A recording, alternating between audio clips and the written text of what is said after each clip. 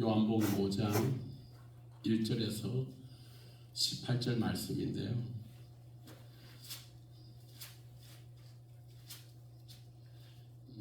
오늘은 1절부터 다 읽겠습니다. 그냥 5장 1절입니다. 그 후에 유대인의 명절이 되어 예수께서 예루살렘에 올라가시니라. 예루살렘에 양문 곁에 요르단 베데스다라는 곳이 하나 있는데 거기 행각 5이 있었고 그 안에 많은 병자, 맹인, 다리 저는 사람, 혈기 많은 사람들이 누워 물의 움직임을 기다리니 이는 천사가 그 못에 내려와 물을 움직이게 하는데 움직이는데 먼저 들어가는 자는 어떤 병에 걸렸는지 낫게 되리라. 거기 38해 된 병자가 있더라.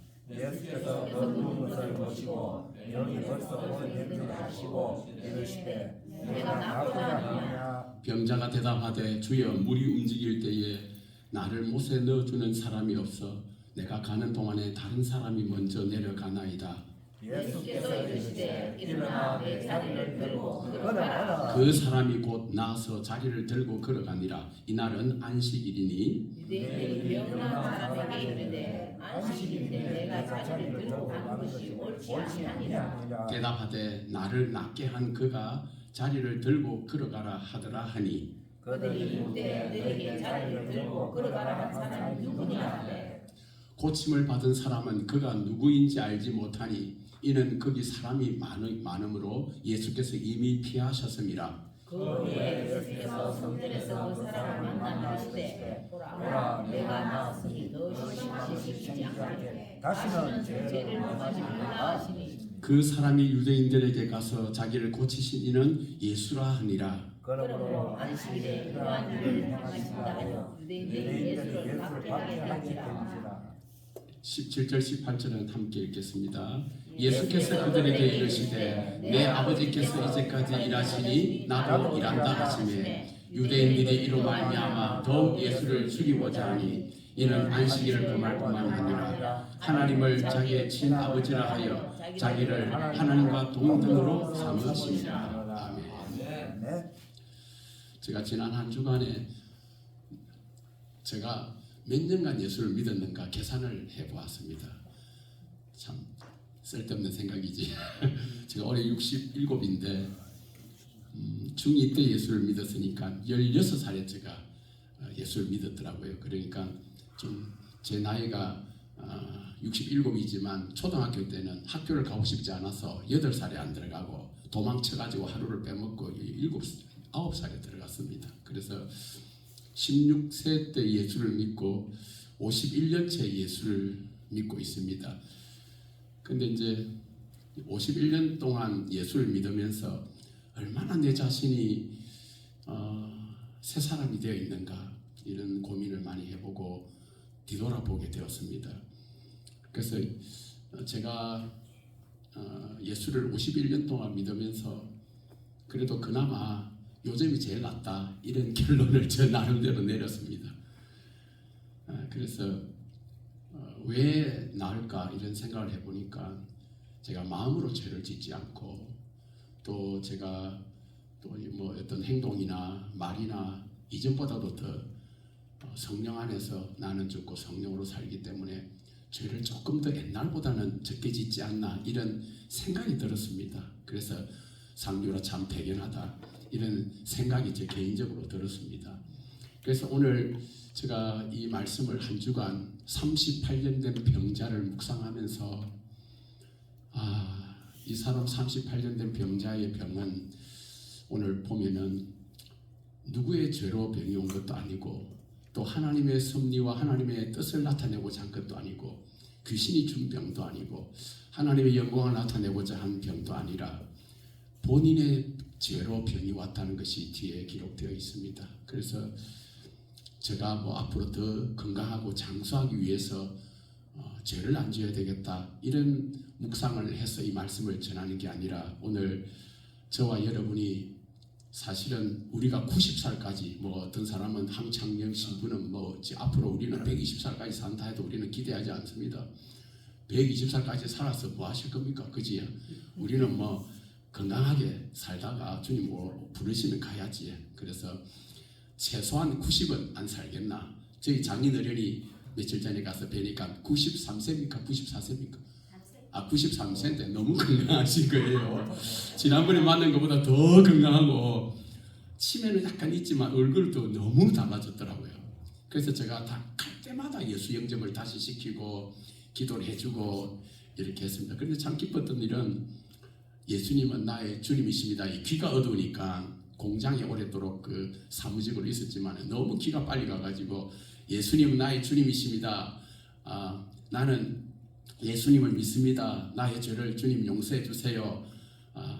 나는 하나님 아들 자녀입니다. 예수님 이름으로 기도합니다. 이랬는데 아멘 하고 나서요. 생전 안 그랬는데 박수를 치면서 막 웃더라고요. 그래 참 좋았습니다. 그래 지금 죽어도 주님 앞에 갔을 때 제가 기도한 대로 참 칭찬받고 상급받는 우리가 되었으면 좋겠습니다. 그런 저와 여러분이 다 되기를 바랍니다. 그래서 오늘은 우리가 지금 하나님 예수님의 구속의 은총으로 참 의롭다 여김을 받고 이렇게 살아가고 있지만 죄를 지을 수밖에 없잖아요. 그래서 죄의 심각성, 죄의 무서움, 죄의 위험성 이런 것들을 좀 나누면 어떨까? 왜 죄와 멀어진 삶을 우리는 살아야 하나님의 기쁨이 되니까. 그래서 오늘 제목을 다시 따라해 봅시다. 다시는 죄를 짓지 말라. 다시는 죄를 짓지 말라. 시작. 다시는 죄를 짓지 말라. 이 말씀이 뒤에 있습니다. 그래서 다시는 죄를 짓지 말라. 이 말씀이 곧 저에게 한 주간 주신 주님의 메시지였습니다. 근데 이 말씀을 묵상하면서 한 주간 지내보니까 말을 할 때 내가 이 지금 성령 안에서 성령님을 의지해서 지금 성결하게 거룩하게 말하고 행동하는가 이게 점검이 되더라고요. 그래서 지금 이게 주님이 기뻐하는 일인가? 성경을 보면은 이게 죄다 아니다 다 분별이 되어 있잖아요, 그죠? 그래서 이거는 죄일 수도 있구나. 그래서 입을 닫고 행동을 조심하고 이런 것을 경험하게 했습니다. 그래서 한 주간 38년 된 병자가 곧 67된 나일 수도 있다 이런 생각으로 죄를 안 지어서 병에 걸리지 말자 이런 뜻이 아니라 내가 죄로부터 좀 더 자유하고 성결하고 거룩해야 되겠구나 이런 마음을 더 가지는 한 주가 되었습니다. 그래서 제가 묵상한 말씀을 좀 나누는 겁니다. 상류라 다시는 죄를 짓지 말라 이런 마음으로 저는 한 주간 말씀을 묵상하게 되었습니다. 그래서 우리는 이 죄의 심각성에 대해서 설교를 하는 분도 계시지만은 요즘 강단에서 죄에 대해서 많이 언급하지 않습니다. 그래서 특히 구원파는 한번 죄를 회개하면은 다시는 회개 안 해도 된다 이런 교리를 갖고 있기 때문에 그러나 저는 성경을 보면은 우리 인간은 의롭다 여김을 받았지만은 죄를 지을 수 있기 때문에 날마다 성령을 더 의지해야 되고 성령으로 예수로 살아야만이 죄로부터 멀어진 인생을 살 수 있다 이렇게 생각합니다. 그래서 죄라는 것은 하나님과 단절된 상태를 말합니다. 영원히 단절된 것이 아니라 오늘 하루 매 한순간 단절이 됩니다. 그래서 육신의 생각으로 말하게 되고 행동하게 됩니다. 그래서 또 죄란 것은 우리가 관역을 빗나가다 이런 뜻도 있지만은 하나님의 생명과 상관없는 삶을 살 때 죄를 짓는 겁니다. 그래서 죄를 지었을 때는 하나님과 상관없고 하나님의 생명에서 떠난 상태입니다. 그 순간만큼은. 그래서 내가 하루 종일 24시간 매 순간 주님 품에 갈 때까지 하나님의 생명에서 한순간도 떠나지 않도록 해주옵소서 이런 기도를 저절로 하게 되더라고요. 그래서 우리 안에 죄를 다 담당하시고 죄가 되어서 십자가에서 죽으시고 죄로부터 온 사망까지 다 해결하신 예수님이 우리 안에 왔다는 것 때문에 감격하지 않을 수가 없습니다. 그래서 그분의 영이신 성령님을 우리가 바라보고 의지하고 그분에게 우리 자신을 계속 죄를 지을 수밖에 없는 우리 자신의 생각을 내어드릴 때 그분은 너무나 아름답게 우리의 생각을 주관하셔서 예수님의 삶으로 그대로 인도하는 걸 보고 너무나 저는 흥분이 되었습니다. 지금 그래서 저는 오늘도 찬양을 주의 보혈에 대한 죄에서 자유를 얻는 찬양을 했지만은 우리 모두는 얼마든지 죄로부터 상관없는 자가 될 수가 있고 또 그런 존재임을 믿어야 됩니다. 그래서 오늘 우리가 다시는 죄를 짓지 않기 위해서 이 말씀을 가지고 좀 교훈을 삼고자 합니다. 오늘 38년 된 병자의 상태가 6절에 나와 있습니다. 6절 한번 읽어볼까요? 시작. 예수께서 그 누운 것을 보시고 병이 벌써 오래된 줄 아시고 이르시되 됐습니다. 거기까지요. 예수님께서 누구를 바라봤습니까? 38년 된 병자를 바라봤습니다. 근데 여기서 보면요, 이 38년 된 병자는 뭘 바라보고 있는 줄 아십니까? 그 2절에 보면은 예루살렘에 있는 양문 곁에 히브리 말로 베데스다라는 못이 있는데 거기 행각다섯이 있고 그냥 베데스다 못만 바라보는 거예요. 38년 된 병자는. 그리고 왜 바라보냐? 그 안에 많은 병자, 맹인, 다리 저는 사람, 혈기 마른 사람들이 누워 물의 움직임을 기다리고 있었습니다. 왜 그렇습니까? 이는 천사가 가끔 못에 내려와 물을 움직이게 하는데 움직인 후에 먼저 들어가는 자는 어떤 병에 걸려든지 낫게 되는. 그러니까 한 사람만 낫게 되는 거예요. 물이 움직일 때에. 그러니까 이거 지금 누워 있는 상태입니다. 이 38년 된 병자는 예수님께서 내 자리를 들고 걸어가라. 다른 성경은 네 침상을 들고 걸어가라 이랬거든요. 그러니까 침상에 누워 있는 상태이기 때문에 이 사람은 물이 움직일 때 빨리 갈 수 있어요, 없어요? 누군가가 데려다 줘야 되고 가더라도 손으로 기어서 갈 수밖에 없는 사람입니다. 그러니까 항상 꼴찌입니다. 그러니까 물이 움직일 때 들어갈 수가 없는 거예요. 그러니까 그 사람은 예수님께서 이렇게 자기를 고치려고 예수님께서 시선을 가지고 38년 된 병자를 이렇게 바라보고 있을 때에 이 병자는 예수님을 안 바라보고 베데스다 연못 거기만 바라보고 있는 거예요. 그러니까 엉뚱한 말을 하는 거예요. 그래서 예수님께서 뭐라고 하십니까? 그러니까 이 사람은 누워 있고 오래된 병을 앓고 있는 사람이에요. 우리는 이 말씀을 들을 때 우리가 죄 가운데 오래도록 벗어나지 못한 우리의 모습을 찾아봐야 됩니다. 그러니까 여기는 몸의 질병을 이야기하지만 이제 이 가정을 보면은 사실 영적으로 유대인들에게 지금 보여주는 사건이거든요. 뒤에 보면은 안식일날 유대인들이 네 짐승을 가지고 걸어가는 게 맞냐 이러면서 따집니다. 그런데 이 유대 사람들은 율법을 지켰습니다. 그죠? 여기 우리 많은 사람들이 영적 해석도 있지만 저는 그냥 있는 그대로 우리에게 주신 메시지를 나누고자 합니다. 그래서 38해 된 이 병자가 곧 내다 이런 생각으로 한번 말씀을 바라보시면 좋겠습니다. 그래서 예수님께서 네가 낫고자 했을 때에 여러분 예수님의 시선은 그 38년 된 병자에게 우리에게 있었는데 이 38년 된 병자는 7절 한번 읽어볼까요? 뭐라고 대답하는지 시작. 병자가 대답하되 주여 물이 움직일 때에 나를 못에 넣어주는 사람이 없어 내가 가는 동안에 다른 사람이 먼저 내려가나이다 이렇게 했습니다. 여기 이제 이 사람은 지금 예수를 모르는 거예요. 네가 낫고자 하느냐 이러면은 뭐라고 해야 됩니까? 예 하든지 아니요 하든지 둘 중에 대답을 해야 되지 않습니까? 예 낫고 싶지만 저 못에 나를 넣어주는 사람이 없습니다. 이렇게 정도를 하든지 네가 낫고자 하느냐 예 이래야 되는데 핑계를 딱 댑니다. 속으로는 낫고 싶지만 저 베데스다 못에 들어가야 움직일 때 들어가야 낫는다라는 전통과 그런 관념을 갖고 있는 거예요. 그러니까 우리 자신이 예수를 어떻게 하면 잘 믿을까? 어떻게 하면 건강하게 살아갈까? 어떻게 하면 죄를 안 짓고 살아갈까? 거룩하게 살아갈까? 이런 것들이 나름대로의 관념과 사상들이 있을 수 있는데 이게 하나님 예수님의 말씀과 어긋나면 그게 핑계가 되는 거예요. 그러니까 이게 핑계입니다. 핑계. 네가 낫고자 하는 때 예 이렇게 해야 대답해야 핑계가 안 되는데 예 낫고 싶습니다. 당신이 누구십니까? 저를 고쳐줄 수 있는 분입니까? 이렇게 질문을 하든지 해야 되는데 네가 낫고자 하는데 아유 저 못에 지금 내가 들어갈 수 없습니다. 저 못에 이런 다른 일을 핑계를 하고 있는 겁니다. 좀 엉뚱하지 않습니까?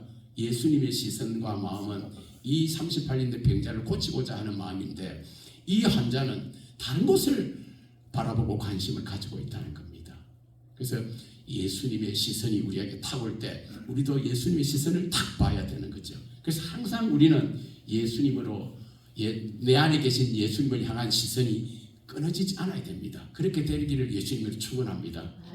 항상 예수님만 바라보시기 바랍니다. 그러면 예수님이 나에게 무슨 말씀을 하시고 하는지 무엇을 원하시는지를 보게 됩니다. 그렇게 이제 예수님께서 네가 낫고자 하느냐 이랬을 때에 병자는 변명을 했습니다. 그래서 이제 예수님께서 뭐라고 했습니까? 8절 한번 읽어볼까요? 시작. 예수께서 이르시되 일어나 내 자리를 들고 걸어가라. 예수님의 두 번째 말씀이죠. 그러니까 예수님은 그런 38년 된 병자가 어떤 핑계를 대든 네 자리를 들고 일어나 걸어가라 이렇게 했습니다. 네 침상을 들고 일어나 걸어가라. 그런데 그 사람이 곧 나와서 자리를 들고 걸어갔습니다. 이건 한없는 주 예수님의 자비입니다. 사랑입니다. 그래서 이것을 보면서 예수님께서 이제 예수님의 전적인 은혜로 나온 겁니다. 이분은 이 사람 믿음 있어요, 없어요? 없습니다. 그게 특별 은총입니다. 그래서 이제 이런 일들이 쭉 있을 때 유대인들이 와서 뭐라죠? 네가 지금 안식일인데 네 자리를 들고 걸어가는 게 옳으냐? 안식일 날은 꼼짝 안 하잖아요, 그죠? 내 발짝 가면 안 된다 이런 게 있고. 그러니까 11절에 대답하되 그가 대답했습니다. 그러니까 주님께서 자리를 들고 걸어가라 이랬습니다. 그런데 이제 7절에 보면은 병자가 대답하되 주여 할 때 이 주여는 다른 성경은 선생님 일이 되어 있습니다. 그러니까 키리오스라고 우리가 예수님, 나의 주님, 나의 구원자 주를 말하는 게 아닙니다. 여기서는 주여 할 때는 선생님 이렇게 한 겁니다. 그래서 이제 이 사람의 죄는 뭐였습니까? 38년 된 병자의 가장 큰 병의 원인이 뭐라고 여러분 생각합니까? 물론 뭐 다 안 믿는다고 병이 온다는 건 아니지만 여기 보면은 12절에 보면은 유대인들이 묻되 너에게 자리를 들고 걸어가라는 사람이 누구냐 하되 고침을 받은 사람은 그가 누구인지 알지 못하니 이는 거기 사람이 많음으로 예수께서 이미 피하셨습니다. 만일에 예수님이 처음에 이 환자가 몰랐다면은 저 사람이 누구예요? 옆에 사람한테 물어볼 수도 있고 자기가 나았기 때문에 나를 고쳐준 당신 누구예요? 이러면 예수다 이렇게 했을 건데 이미 사람이 많음으로 피해버렸은 거예요. 그렇기 때문에 예수님이 나를 고쳐줬는지 그 사람이 예수인지를 몰랐던 거예요. 그러니까 이 사람은 원래부터 안 믿고 예수를 모르는 사람이었습니다. 그래서 가장 큰 병은 뭐냐? 큰 죄는 따라합시다. 예수를 안 믿는 죄. 예수를 안 믿는 죄. 예수를 안 믿는 죄가 제일 큰 죄입니다. 그래서 제가 사전을 찾아보니까 죄 중에 제일 큰 죄가 하나님을 거역한 죄, 하나님을 안 믿는 죄, 예수를 안 믿는 죄, 이런 것들이 최고 큰 죄인데 예수를 모르는 죄, 이런 것들이 큽니다. 제가 이 환자가 예수를 모르는 가장 큰 죄를 범하고 있었지만은 안 믿기 때문에 얼마나 많은 죄를 지었겠어요. 이 사람 나이가 38년생인지 60세인지 아무도 모르지만 그 전에도 죄를 안 지었겠습니까? 또 이 사람이 오직 베데스다 못 움직이기만을 기다리는 그 소망, 그 전통에 목숨을 매는 이 마음이 예수님을 너무 모르고 예수의 소문도 많이 들었겠지만 그를 궁금해하지 않는 예수를 알고자 하는 그런 마음이 없는 모든 죄들이 그에게 질병을 가져왔다고 봅니다. 그래서 14절 우리 한번 읽어봅시다. 오늘의 주제 내용입니다. 시작.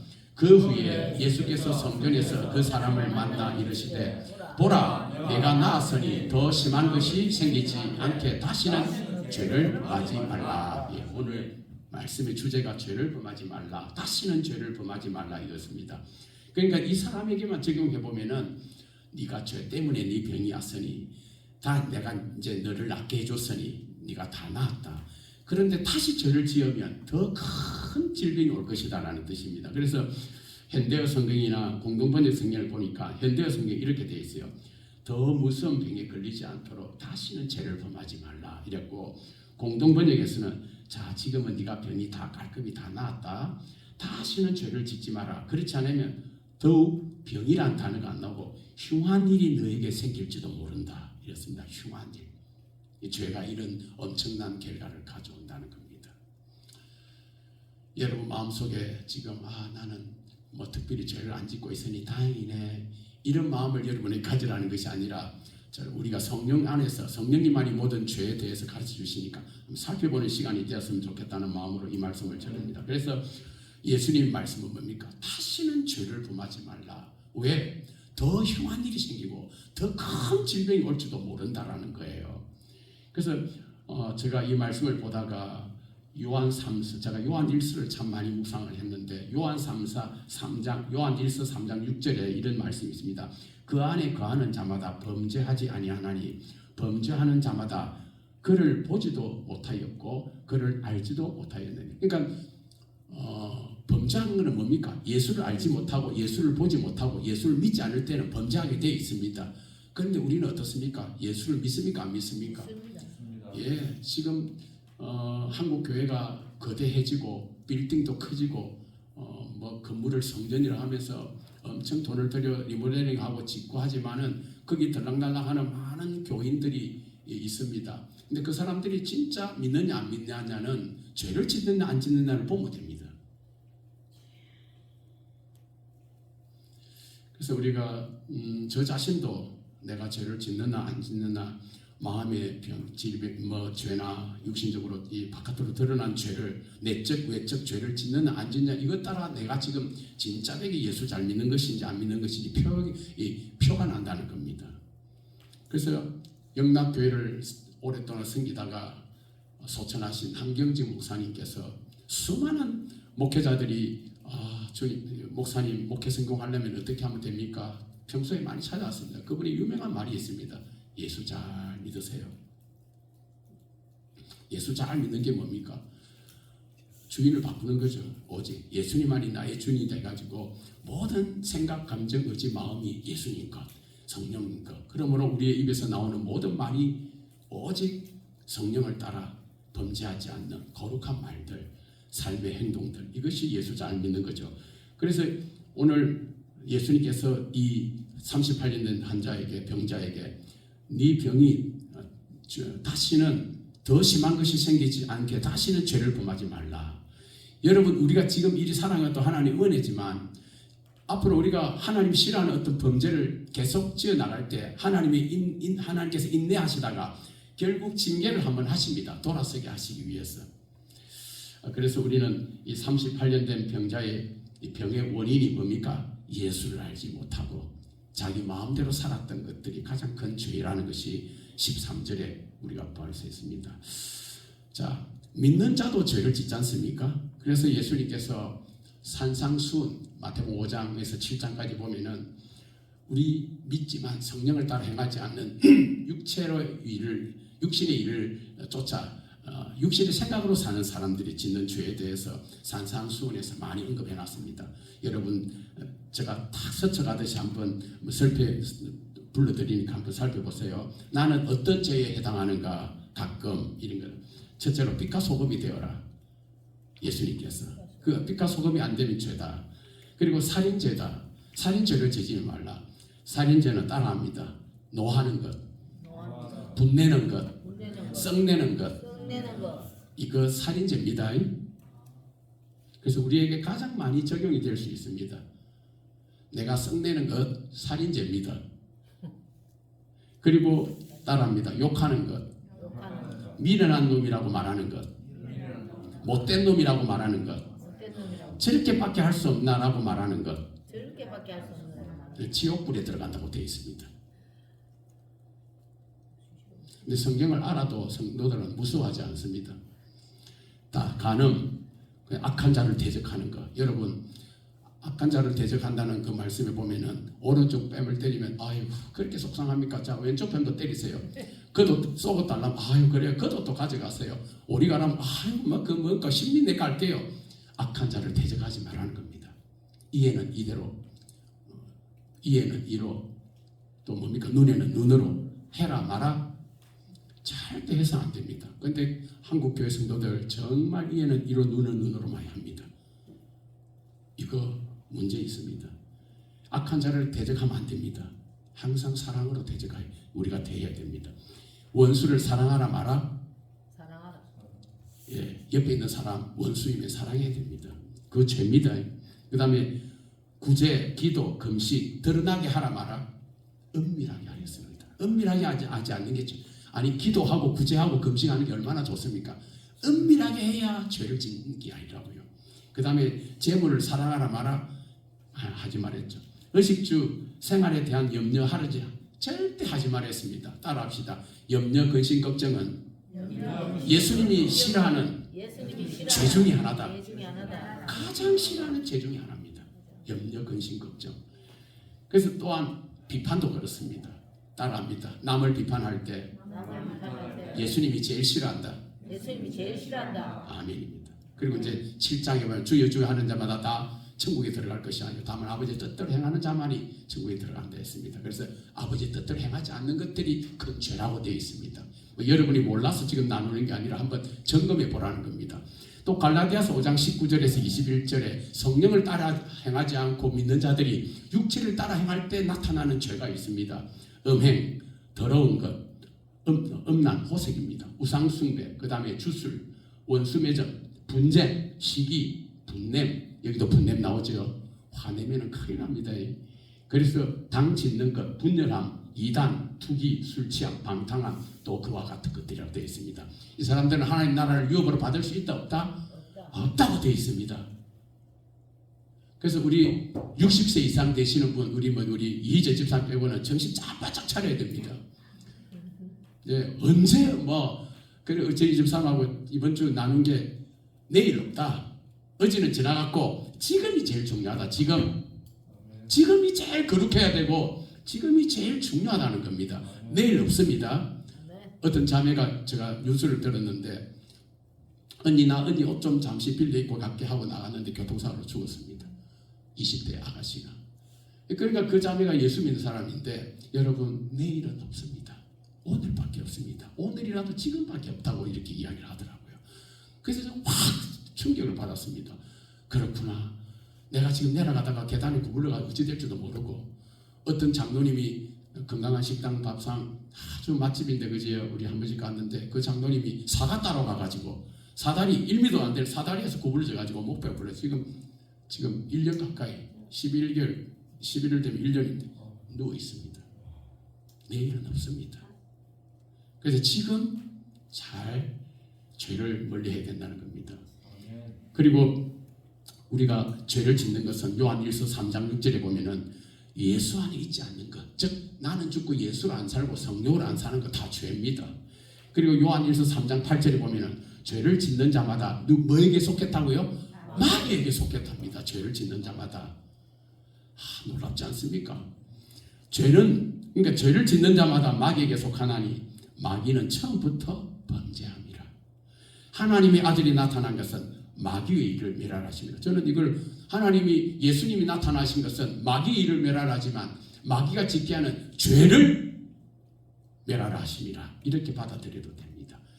여러분 오늘 말씀을 좀 더 우리 기도원에서 제가 좀 무거운 주제지만 심각하게 받아들여서 죄로부터 완전히 자유하시기를 바랍니다. 아멘. 아멘입니다. 그래서 저는 이 마귀는 사람의 상처를 통해서 들어와서 죄를 범하게 합니다. 그래서 내게 상처가 있는지를 철저히 점검해서 주님과 함께 처리를 하셔야 됩니다. 기도할 때.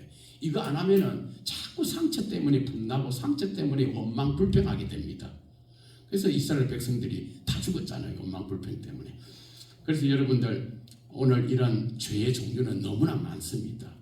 그런데 그리스도인들은 참 놀랍게도 하나님의 은혜로 죄를 이길 수 있는 유일한 도구를 갖고 있습니다. 그래서 죄를 짓지 않고 승리할 수 있는 방법이 있습니다. 그게 뭐냐?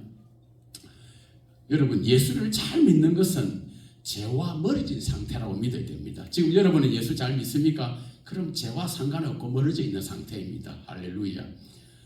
죄를 짓지 않는 상태입니다. 여러분 한 1분 정도 죄를 안 질 수 있습니다.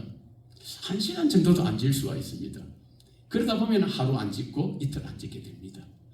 그래서 예수님께서 죄가 되셔서 나의 죄가 되셔서 예수님은 죄인이 아닙니다. 죄가 되셔서 우리의 죄를 대속하기 때문에 우리는 내가 지을 수 있는 내 죄를 다 예수님이 이미 담당하셨고 앞으로 지을 죄도 담당하시지만 그 예수님이 내 안에 오셔서 완전한 순종의 죄와 상관없는 예수님이 내 안에 오셔서 내가 죄를 짓지 않도록 도우신다는 이 사실이 너무나 놀랍습니다. 그게 바로 은혜입니다. 그래서 죄를 이기도록 영원토록 우리 안에 성령으로 함께 하십니다. 그분만 바라보고 의지하면. 그래서 이게 훈련입니다. 훈련. 그러므로 예수로 살면, 성령으로 살면 죄를 짓는다 안 짓는다? 안 짓습니다.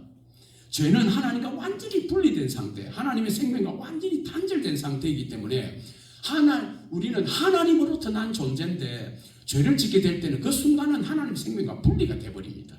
그게 계속 누적이 되면은 정말 멀어집니다. 그래서 조심하셔야 됩니다. 그래서 우리가 죄를 짓지 않으려면은 믿음으로 늘 고백해야 됩니다. 진리의 말씀을 우리가 믿어야 됩니다. 여러분, 예수님께서 내 죄를 지난주도 했지만 내 죄를, 내 옛사람을 십자가에 함께 짊어지고 죽으셨다. 아무도 본 사람 없습니다. 우리는 그 말씀을 믿는 것밖에 없습니다. 그래서 의인은, 예수 믿는 사람은 믿음으로만 살게 되어 있습니다. 그래서 따라 한번 해봅시다. 여러분들과 제가 예수를 잘 믿고 죄를 안 지을 수 있는 유일한 방법은 좀 이따 키포인트로 한두 개 하겠습니다만 일단 따라 합시다. 나는 물과 성령으로 거듭난 새로운 피조물이다. 나는 새 사람이다. 예, 저와 여러분은 죄와 상관없는 새 사람입니다. 그걸 믿으셔야 됩니다. 그래서 죄를 이길 수 있는 예수님의 생명과 본성이 내 안에 가득 충만해져 있습니다. 그분을 의지하면 의지할수록 우리는 그렇게 되면 충만해집니다. 아시겠죠? 그래서 우리가 예수를 영접하고 물과 성령으로 거듭났다면 요한복음 3장 5절 그죠? 지난주 했죠. 그러났다면은 죄의 몸인 옛사람이 죽었습니다. 완전히 죽어버렸습니다. 그래서 우리는 이렇게 고백하죠. 따라합시다. 죄의 몸인 옛사람은 십자가에서 못 박혀 죽었다. 갈라디아서 6장에 여러 번 되어 있습니다. 그래서 나는 죄의 종이 아니라, 죄를 지을 수밖에 없는 종이 아니라 죄와 상관없는 사람이 되었습니다. 이 놀라운. 그래서 죄는 옛사람의 죽음으로 끝났습니다. 여러분이 옛사람으로 안 살고 새 사람으로 예수로 살게 되면 완전히 죄를 지은 옛사람은 죽었습니다. 이게 진리입니다. 그래서 우리는 그런 존재입니다. 그렇게 믿으셔야 됩니다. 그래서 따라합시다. 나는 죄를 짓지 않는 하나님의 자녀다. 이걸 믿어야 됩니다. 왜? 그리스도께서 십자가에서 죽으실 때 옛사람, 죄를 지을 수밖에 없는 내를 같이 십자가에 죽었다니까요. 그것뿐만 아니라 죄를 안 짓는 유일한 하나님 말씀에 순종하고 100% 순종하시는 예수님이 내 안에 오셔서 내가 예수님을 바라보고 의지하고 그분으로 살면 내가 완전히 예수님처럼 성결하고 거룩하게 사는 겁니다. 그래서 또 한 가지 고백합시다. 예수 이름으로 매 순간 내 자신을 하나님의 종으로 내어드린다. 아멘. 이게 여러분 시간이 좀 있으니까 로마서 한번 6장 한번 잠시 읽어보고 마무리하겠습니다. 로마서 6장 한번 가봅시다. 중요하니까. 제가 한 말이 아니라 사도 바울이 로마서 6장을 기록하면서 이렇게 기록해놨습니다.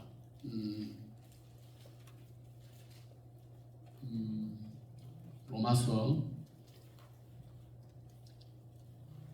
6장 6절 한번 보세요. 6장 6절 시작. 우리가 알거니와 우리의 옛사람이 예수와 함께 십자가에 못 박힌 것은 죄의 몸이 죽어 다시는 우리가 죄에게 종노릇하지 아니하려 함이니 7절. 이는 죽은 자가 죄에서 벗어나 의롭다 하심을 얻었습니다. 얻을 것이다 했습니까? 얻었습니다 했습니다. 우리는 따라합시다. 나는 예수 이름으로 죄의 종에서 벗어났다. 죄와 상관없는 자다. 예, 여러분과 제가 죄를 짓고 해도 계속 이 말을 하게 되면 멀어지고 점점 줄어든다는 겁니다. 아시겠죠? 예, 그동안 이 말씀을 묵상을 많이 안 했기 때문에 자꾸 우리의 옛사람이 우리에게 불쑥불쑥 솟아나기 때문에 죄와 가까워지겠다는 겁니다. 그래서 또 한 가지 11절 읽어봅시다. 6장 11절 시작. 이와 같이 너희도 너희 자신을 죄에 대하여 죽은 자요 그리스도 예수 안에서 하나님께 대하여는 살아있는 자로 여길지어다. 죄에 대해서 죽었습니까? 안 죽었습니까? 죽은 자가 말이 없습니다. 우리는 죄를 지을 수 있는 존재가 아닙니다. 죽었는데 무슨 죄를 짓습니까? 그걸 믿으라는 겁니다. 그래서 여러분이 말을 하세요. 나는 죄에 대해서 죽었다. 시작. 나는 죄에 대해서 죽었다. 예. 그래서 우리는 육적으로나 혈통으로나 육적으로 사람 뜻으로 나지 않고 하나님으로부터 난 하나님의 생명과 본성을 가진 자로 거듭났습니다. 그렇기 때문에 죄와 상관없는 존재가 되었다는 것을 믿어야 됩니다. 그래서 요한 1서 3장 9절에 보면은 이런 말씀이 있습니다. 요한 1서 3장 9절에 들어보세요. 우리는 죄를 짓지 않는 하나님의 자녀라는 걸 꼭 믿으셔야 됩니다. 그래서 나는 하나님으로부터 난 자이고 하나님의 생명과 본성이 내 속에 거하기 때문에 죄를 짓지 못하는 자임을 우리는 믿고 고백해야 된다는 겁니다. 요한일서 3장 9절에 보면 그런 의미가 있습니다. 그리고 여러분 요한일서 5장 4절 너무나 유정하죠. 무릇 하나님께로부터 난 자마다 세상을 이기느니라. 세상을 이기는 승리는 이것이니 우리의 믿음입니다.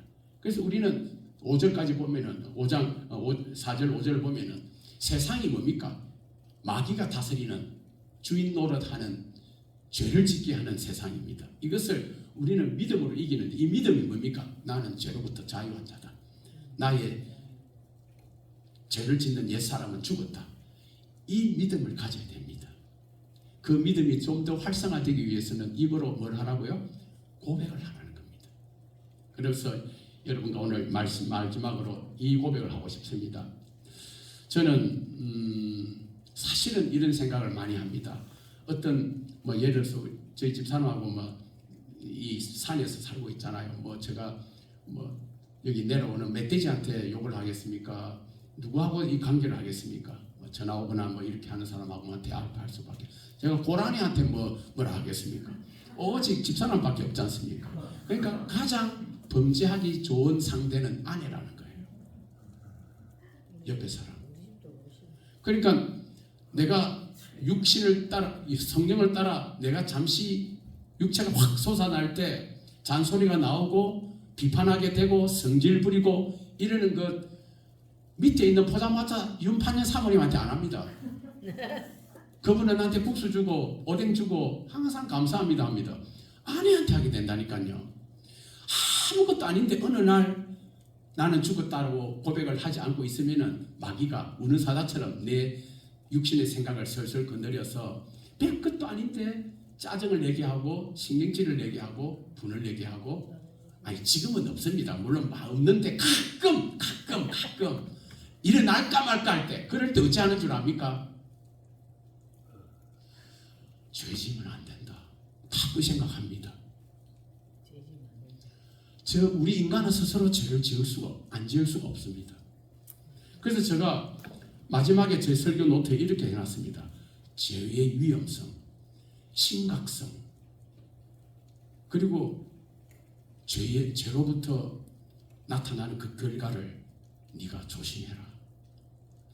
너의 죄로 말미암아 네뿐만 아니라 네 앞에 있는 아내에게도 상대에게도 상처를 주고 네 죄의 결과로 상당한 영향을 주지만 너 후손들에게도 영향을 줄 수 있다. 신명기 딱 그리 되어 있잖아요. 신명기 28장에. 그래서 저는 죄의 위험성을 심각성을 너무나 잘 알기 때문에 여러분 그 죄의 무서움을 너무나 요즘 알기 때문에 죄 안 지어야지 라는 마음으로 난 죽었습니다. 성령님 이렇게 합니다. 이건 저의 진실한 대답입니다. 확 성질 날 때 있잖아요. 분이 날 때 있잖아요. 분 내면은 살인죄라 했거든요. 그러면은 지옥불에 떨어진다 했다니까요.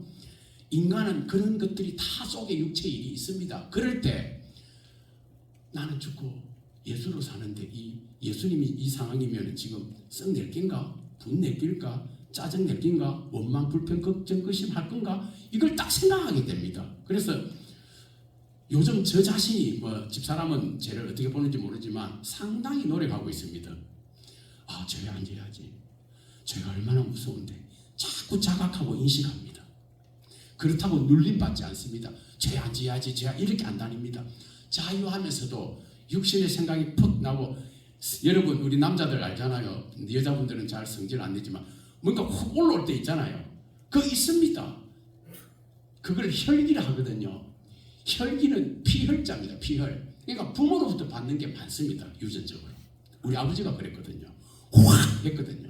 칼 들고 아버지 엄마한테 싸우면 던지거든요. 그냥 엉덩이 콕 뽑혀갖고 도망가고 어머니 그런 모습 어릴 때 많이 봤거든요. 이 옆엔다가 이러면서요 앵조가리다가 경상도 말로 아버지가 성질나면은 입을 딱 닫아버려야 되는데 어떻게 결과를 우리는 알잖아요. 어머니 저러다가 칼 맞았긴데 우리 다 알잖아요. 그러다가 결국은 아버지가 칼 들고 도망가요. 왜? 안 죽어요. 그러면은 아버지는 참 칼솜씨가 대단했습니다. 탁 던지면 엉덩이에 꼽히고 이랬습니다. 그걸 알면서 미련하게 어머니는 앵조가리더라고요. 그래서 제가 그런 걸 보기 때문에 이 혈기는 피를 통해 흐를 수가 있구나. 그런 어느 분이 그렇게 설명을 해놨다고요. 분이 뭐냐, 신경질이 뭐냐, 짜증 이런 게 뭐냐, 분내는 것 이거는 혈기라는 거예요. 혈기. 피가 전통적으로 남자나 그 집안에 흐르는 것이 있답니다. 그럴 때 이 혈기를 줄일 수 있는 것은 우리 안에 있는 예수님 성령님밖에 없습니다. 육신으로 살면 반드시 죽으실 때 영으로 그 몸의 행실을 죽이면 혈기를 죽이면 살리라 이렇게 되어 있습니다. 그래서 저는 죄 안 지어야지. 성령님 도와주세요. 제 이 부모로부터 아버지로부터 받아 이 혈기 이 욱하는 성질 이걸 늘 제가 기도원에 와서 죽으니까 물어보세요. 엄청 없어졌습니다. 따라합시다. 분내는 것, 근심 걱정하는 것 아무것도 아니다. 성령님이 확실하게 정리하신다. 네, 그래서 여러분들 우리 여기 남성분들 우리 이제 집사님 포함해서 성질이 확 날 때, 분이 날 때, 짜증 날 때 여성 세 분 계시지만 해당이 안 된다는 거 아닙니다. 그럴 때는 따라합시다. 죄 안 지어야지. 그러니까 인식을 하고 자각을 해야 됩니다. 그래서 성령님 도와주세요. 시작. 성령님 도와주세요. 그래서 성령님 이렇게 자꾸 말을 해야 성령님이 활성화되어서 내 마음에 평안을 줍니다. 그런 훈련을 한번 해보시기 바랍니다. 왜? 분내고 짜증내고 근심 걱정 염려하고 비판함이 되면은 나에게도 불행이 오지만 더 큰 죄를 짓지 말라고 주님께서 말씀하신 것처럼 더 큰 어려움이 올 수도 있기 때문에 나뿐만 아니라 가정의 자녀에게도 흘러갈 수 있기 때문에 죄를 정리해야 됩니다. 자, 성질나고 분내는 것은 마귀가 원래 우리에게 주는 겁니다. 근데 믿지 않았을 때의 육신의 일입니다. 그거 다스리라고 성령님이 우리 안에 오셨어요. 도움을 받으라고. 그래서 성령님 도와주세요. 욱! 할 때 따라 시작. 성령님 도와주세요. 성령님 도와주세요. 그러면은 그분의 온유함이 내 마음을 확 휩습니다. 그래서 우리는 늘 제가 많은 분들이 기도를 하가 신앙생활을 하면서 내 안에 있는 성령님을 바라보지 못하고 예수를 바라보지 못하고 늘 위에서 내려오는 어떤 은혜를 구하고 있어요. 항상 내 안에 있는 예수님과 성령님과 교제하고 그분의 이름을 부름으로 죄를 충분히 이길 수 있습니다. 그러므로 정결하고 거룩함으로 우리에게 주시는 놀라운 네가 낫고자 하느냐 다 낫고 나도 낫고 가정도 낫고 자녀들도 치유되고 회복되어서 번성하는 복이 여러분의 있기를 바랍니다. 네, 주님 감사합니다. 오늘도 다시는 죄를 짓지 말라 이 말씀으로 나눴습니다. 완전한 순종자이신 예수님께서 성령으로 우리 안에 계심을 믿습니다.